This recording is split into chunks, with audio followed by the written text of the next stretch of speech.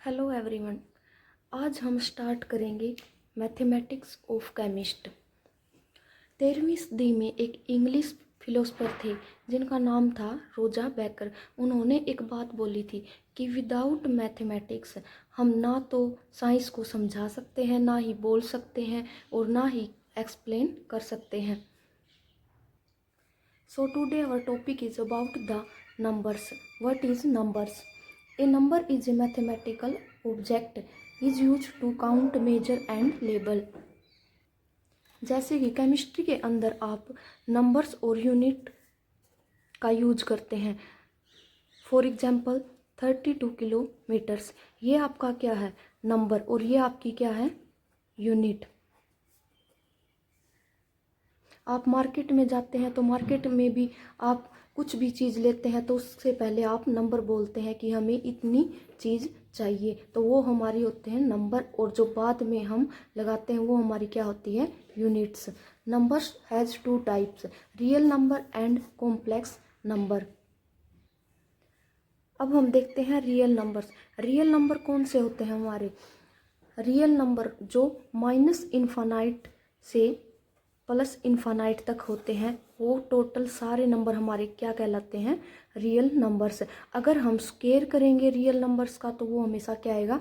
Positive. और real number को भी हमने बहुत सारी कैटेगरीज में डिवाइड किया है, जैसे natural number, whole number, rational, irrational number. तो अब हम देखते हैं सबसे पहले कि नेचुरल नंबर। नेचुरल नंबर क्या होते हैं हमारे? वो नंबर जो पॉजिटिव यूनिट से स्टार्ट होकर इनफाइनाइट तक होते हैं, वो हमारे कौन से होते हैं?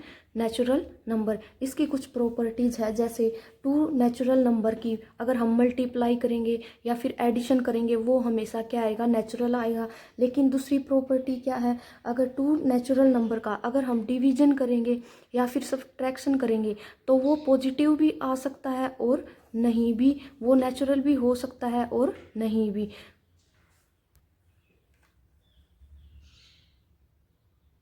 नेक्स्ट हम देखते हैं वोल नंबर। वोल नंबर कौन से होते हैं? जो हमारे चोट जीरो से लेकर इन्फानाइट तक होते हैं, वो हमारे होते हैं वोल नंबर। और वोल नंबर के बाद हमारे इंटीजर कौन से होते हैं? जो जिसके अंदर वोल नंबर ऐड होते हैं, कहाँ से? माइनस इन्फानाइट से लेके प्लस इन्फानाइट तक विद इंक्लूडिंग जीरो। अब हम देखते हैं प्रॉपर्टी ऑफ इंटीजर्स क्या होती है। For a set of integer operation of subtraction, addition या फिर डिवीजन, मल्टीप्लिकेशन इज ऑलवेज क्या होती है? वैलिड। जैसे अगर इसके लिए कुछ रूल्स भी होते हैं, जैसे हम अगर एडिशन लें तो हमेशा क्या आएगा? m प्लस और माइनस क्या होगा? Minus n। और अगर हम सब्ट्रैक्शन करें तो क्या आएगा? माइनस माइनस प्लस, तो क्या हो जाएगा? m plus n। और सिमिलरली अगर हम इनकी दो नेगेटिव नंबर्स की मल्टीप्लाई करेंगे तो हमेशा क्या आएगी? पॉजिटिव। और अगर हम दो नेगेटिव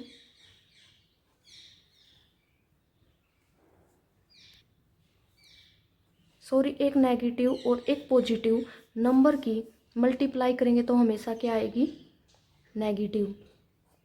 तो ये हमारे क्या हैं? इंटीजर्स जो माइनस इन्फानाइट से प्लस इन्फानाइट तक होते हैं, जिनके अंदर जीरो भी क्या आती है? इंक्लूड। या फिर हम बोल सकते हैं जो जिसके अंदर नेगेटिव से पॉजिटिव होल नंबर होते हैं। थर्ड हमारा क्या है? रैशनल नंबर जो हमारे डिवाइड की फॉर्म में होते हैं, जैसे m/n। जो हमारे डिवीजन की फॉर्म में होते हैं वो कौन से होते हैं? हमारे रैशनल नंबर। इसके लिए कुछ प्रॉपर्टीज़ हैं, जैसे अगर हम m/n प्लस p/q अगर हम एडिशन करेंगे टू रैशनल नंबर का तो वो भी हमेशा क्या आएगा? Rational number. np divide by nq। और अगर हम टू रैशनल नंबर की मल्टीप्लाई करेंगे, जैसे m/n इंटू p/q, तो वो भी क्या आएगा? हमारा mp/n/q क्या आएगा? हमारा रैशनल नंबर। अगर हम टू रैशनल नंबर को डिवाइड करेंगे, अगर हम इसको डिवाइड करेंगे अनदर रैशनल नंबर से, तो वो हमारा क्या आएगा, ये डिवीजन करेंगे तो क्या होगा m/n, और इसके डिवाइड में क्या है p/q, तो क्या ऊपर चला जाएगा ये मल्टीप्लाई में m/n इंटू का q/p, तो ये क्या हो जाएगा mq/n/p। तो ये भी हमेशा क्या होगा रैशनल नंबर। ये क्या थी इसकी प्रॉपर्टीज। और जैसे कोई भी लीनियर इक्वेशन गिवन है 3x - 5 = 0, तो यहाँ से हम x की वैल्यू निकालेंगे तो उस साइड 5 चला जाएगा, x किसके इक्वल आ जाएगा 5/3, तो जो हमारा आंसर आएगा वो भी क्या होगा रैशनल नंबर। नेक्स्ट हमारा क्या है इरेशनल नंबर। इरेशनल नंबर कौन से होते हैं, irrational number are number that can not be written in m/n form, जो डिवाइड की फॉर्म में नहीं होते वो कौन से होते हैं इरेशनल नंबर। जैसे हम कोई भी क्वाड्रेटिक इक्वेशन लेते हैं ax² + bx + c किसके इक्वल होगी 0 के, तो यहाँ से अगर हम कोई भी इसी टाइप की और क्वाड्रेटिक इक्वेशन लेते हैं जिसके अंदर x² किसके इक्वल आ जाए 2 के, तो यहाँ से x किसके इक्वल होगा √2 +- तो ये क्या होंगे हमारे इरेशनल नंबर, जो डिवाइड की फॉर्म में तो नहीं है लेकिन किसकी फॉर्म में है +- और √2 की फॉर्म में है, या फिर कुछ भी हो सकता है इस रूट की जगह पे। तो इसकी कुछ फिजिकल प्रॉपर्टीज हैं, जैसे √2 और 3√2 can not be written as a rational number. Rational number कौन से होते हैं m/n, जो डिवाइड की फॉर्म में हो। तो जो हमारे इरेशनल नंबर होते हैं वो क्या होते हैं नॉन टर्मिनेटिंग, या फिर हम बोल सकते हैं उनको non repeating decimal. Non repeating decimal को कैसे होते हैं, जैसे √2 की वैल्यू कितनी होती है 1.41421356, ऐसे कंटिन्यू चलती रहेगी, लेकिन आप देख रहे कि ये एक बार भी रिपीट नहीं हो रही, तो इसका मतलब ये क्या है नॉन रिपीटिंग, या फिर हम बोल सकते हैं non terminating. Therefore we can say that irrational number are non terminating या फिर non repeating decimal। अब हम देखते हैं कॉम्प्लेक्स नंबर।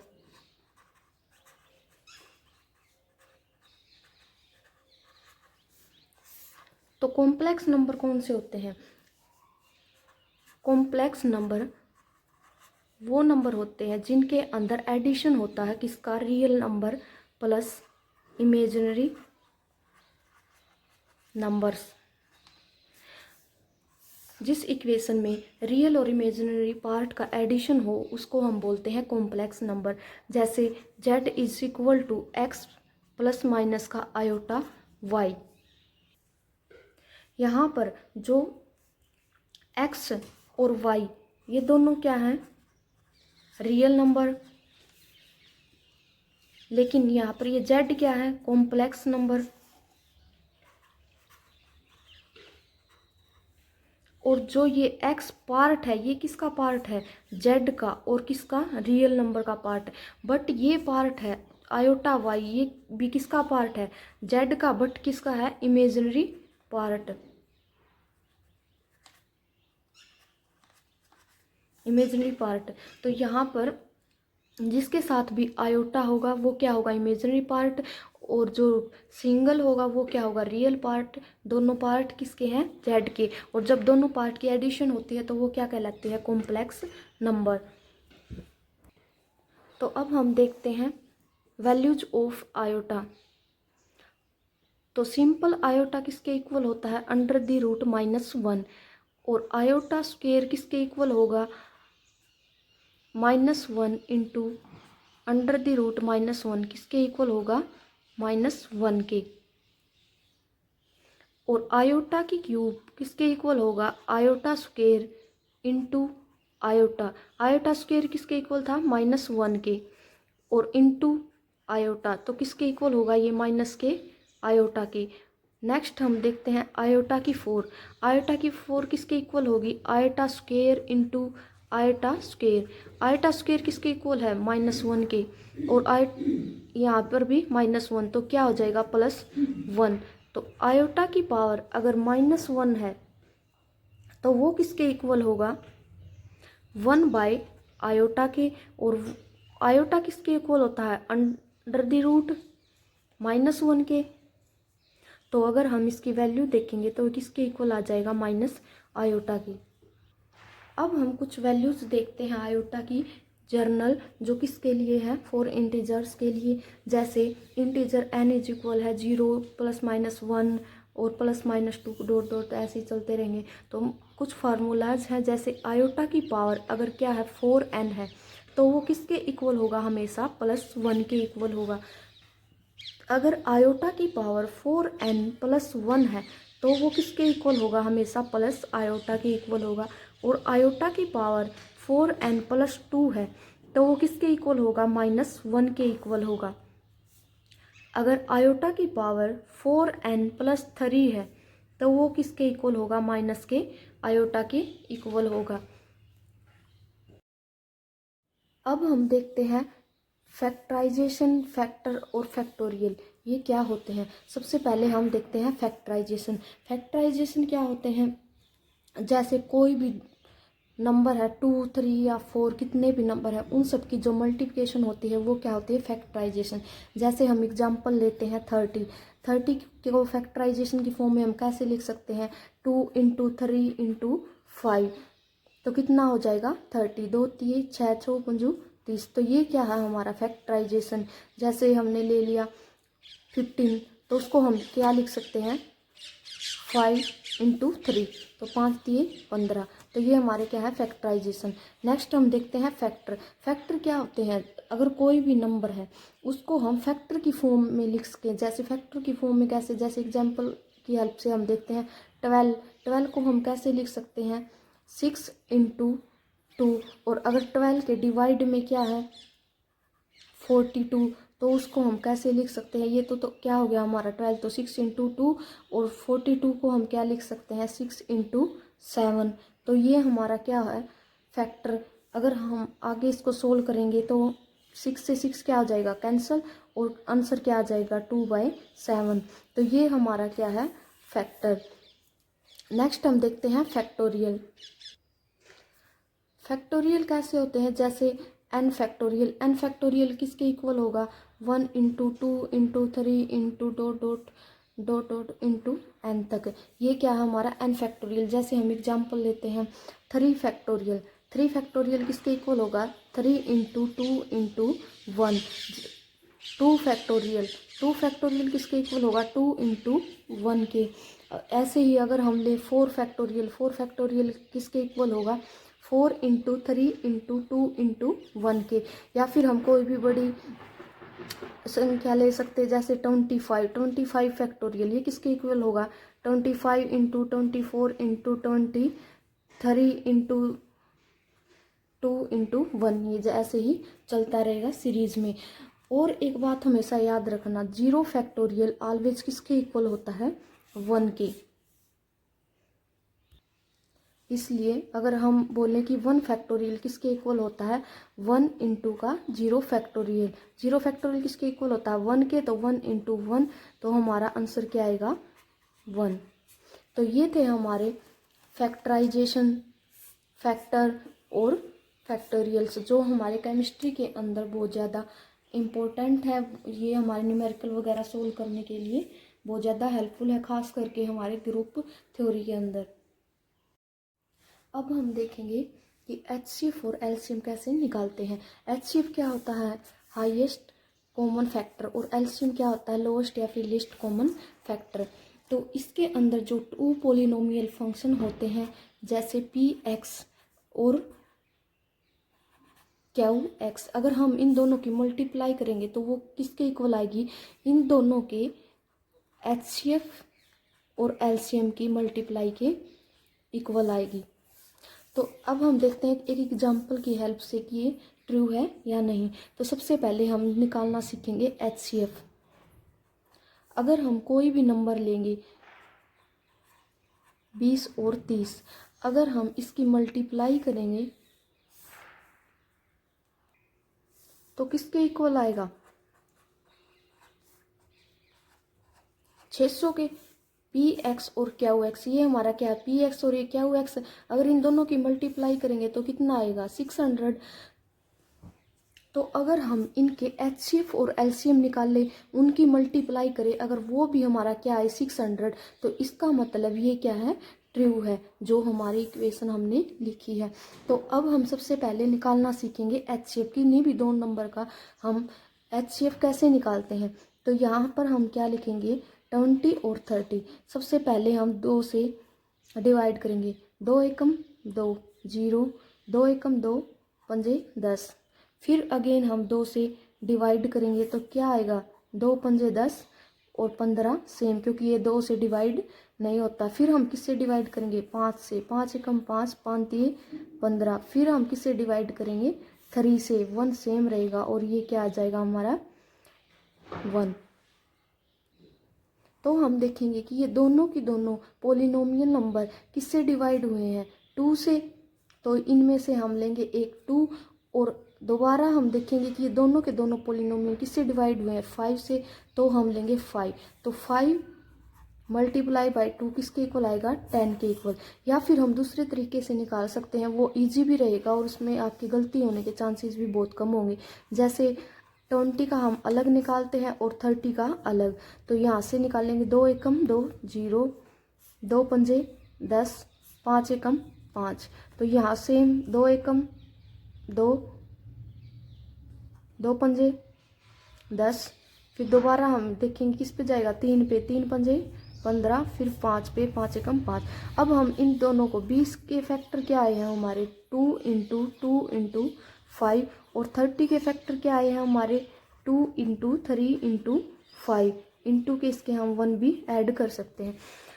तो अब इन दोनों के अंदर हम देखेंगे कि कौन कौन सी टर्म हमारी क्या है सेम। जैसे हमारा ये 2 क्या है सेम है और 5 भी क्या है सेम है। तो अब हम इन दोनों की मल्टीप्लाई करेंगे, इनमें से भी एक लेंगे हम 2 इंटू, और इन दोनों में से भी एक लेंगे हम 5, जो हमारे सेम है। तो आंसर क्या आएगा हमारा 10।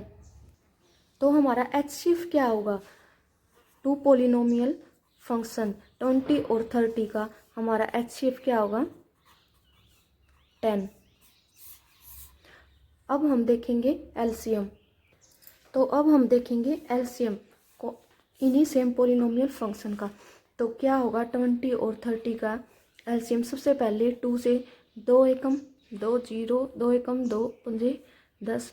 फिर हमारा किस पे जाएगा ये दोबारा 2 पे देखते हैं, 2 पंजे 10 सेम रहेगा क्योंकि ये डिवाइड नहीं हो रहा। अब हम देखते हैं 5 से, 5 एकम 5 5 15।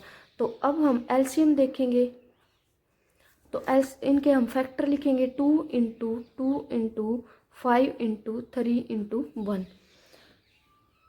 इनके हम एलसीएम के अंदर तो हम क्या लिखेंगे सारे के सारे फैक्टर, लेकिन एचसीएफ के अंदर हम क्या लिखेंगे जो दोनों के मैच हो रहे हैं वही वही फैक्टर। इसके अंदर एलसीएम में हम जितने भी डिवाइड करेंगे नंबर वही सब सेम लेंगे।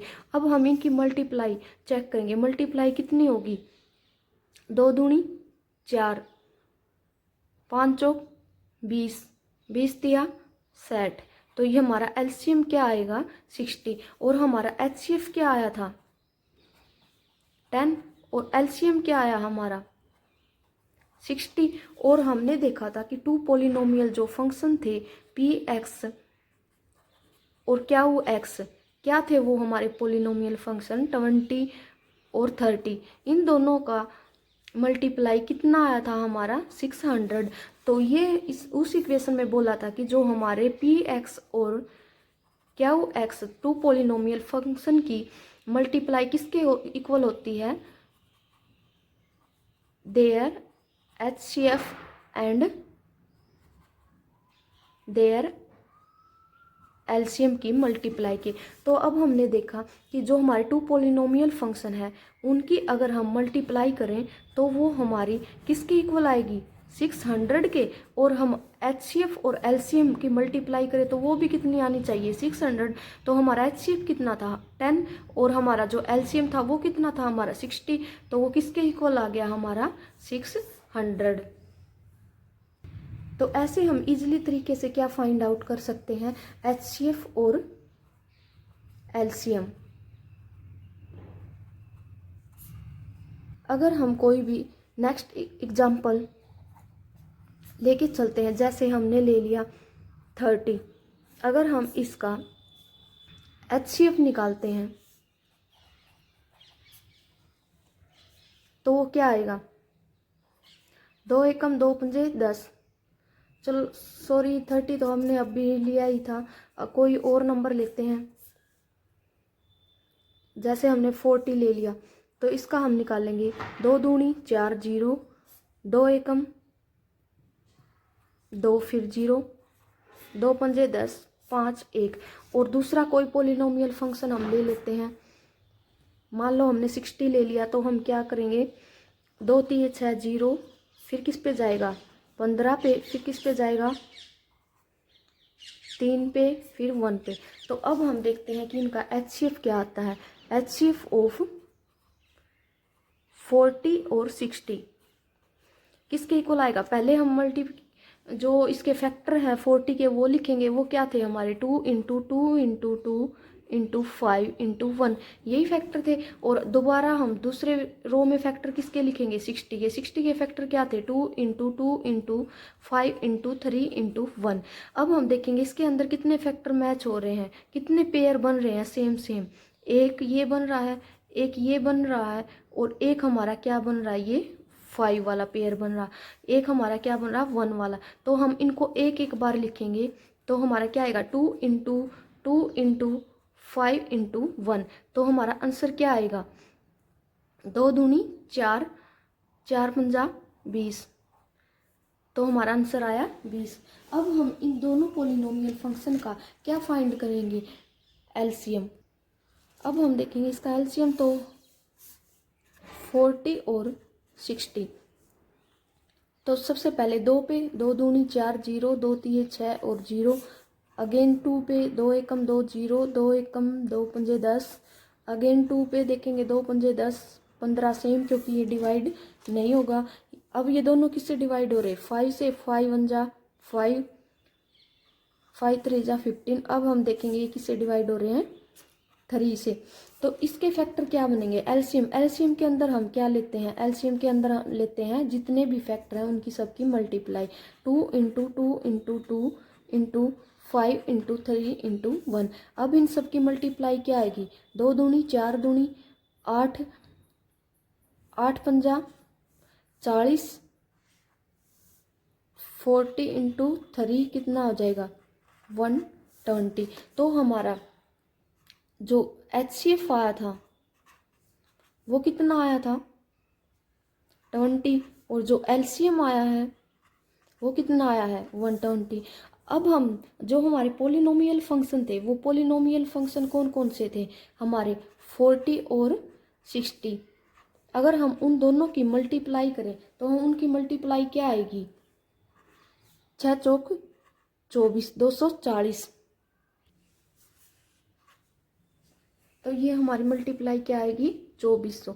और अब हम इनके अगर एलसीएम और HCF उन दोनों की मल्टीप्लाई करें तो हमारी क्या आएगी, HCF क्या था हमारा 20, और जो हमारा एलसीएम था वो क्या था 120। तो अगर हम इन दोनों की मल्टीप्लाई करें तो वो भी क्या आएगी हमारी 2400। ये दोनों क्या है इक्वल। तो ऐसे कुछ कोई भी एग्जांपल लेके हम बहुत सारे तरीके से हम निकाल सकते हैं HCF और LCM। ये सबसे ईजीएस्ट वे है। और अगर आप और भी बहुत सारे एग्जांपल लेके इनको ट्राई करेंगे तो आपको भी ये बहुत ज़्यादा आसान लगेगा। तो आप इनकी अपने हाथ से 1 2 बार प्रैक्टिस करें तो ये आपको बहुत ज़्यादा इजी लगने लग जाएगा।